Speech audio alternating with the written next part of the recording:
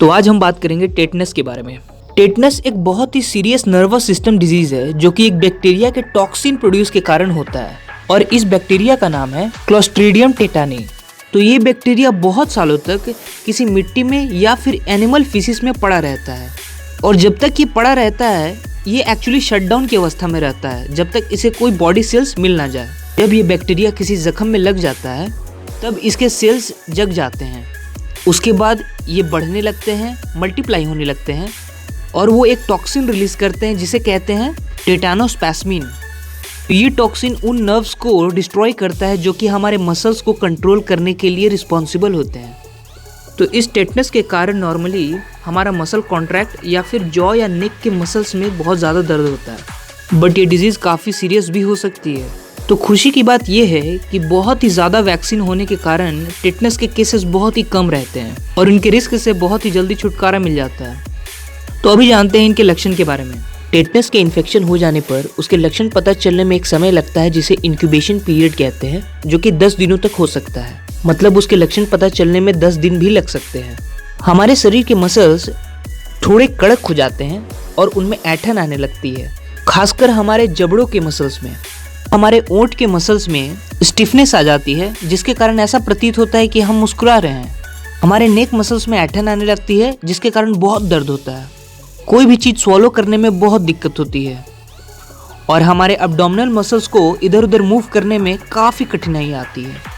और tetanus infection हो जाने पर कुछ सिम्टम्स ऐसे हैं जो कि नए पैदा हो जाते हैं, जैसे कि high blood pressure, low blood pressure, heart rate का बहुत तेजी से धड़कना, अक्सर फीवर आना, बहुत ज़्यादा पसीना आना।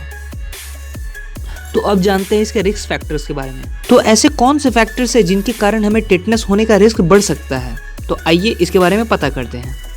बॉडी पे कोई घाव या फिर कट लगा हो जिसमें मिट्टी आ गई हो, घाव पे किसी फॉरेन बॉडी का आ जाना जैसे कि नाखून या फिर कोई लोहे के औजार। जिन लोगों को पहले से डायबिटीज़ है और उन्हें कोई घाव बन जाए तो उसमें रिस्क बढ़ सकता है। और अगर कोई माँ पहले से वैक्सीनेटेड ना हो तो उसके अम्बिलिकल कोड में टेटनस का इन्फेक्शन बढ़ सकता है। और यूज किए हुए सिरिंज से वापस इंजेक्शन लेना। तो अब बात करते हैं इसके कॉम्प्लिकेशंस के बारे में। इसके कॉम्प्लिकेशंस में जैसे कि ब्रीदिंग प्रॉब्लम्स, लंग आर्टरी में ब्लॉकेज होना, निमोनिया हो जाना। इस टेटनस इन्फेक्शन के कारण हमारे बोन भी वीक हो सकते हैं और आगे चल के हमारी मृत्यु भी हो सकती है। तो अभी पता करते हैं कि इससे बचा कैसे जाए। तो इसका उपाय वैक्सीन है। तो सबसे पहले बहुत छोटे बच्चों के बारे में बात करते हैं। उन्हें शुरुआत में टेटनस वैक्सीन टेटनस, काली खांसी और डिप्थीरिया के इलाज के लिए दिया जाता है और इस वैक्सीन का नाम होता है DTaP। तो दोस्तों, डिप्थीरिया एक बहुत ही सीरियस बैक्टीरियल इन्फेक्शन है जिसके बारे में अगली वीडियो में बात करेंगे।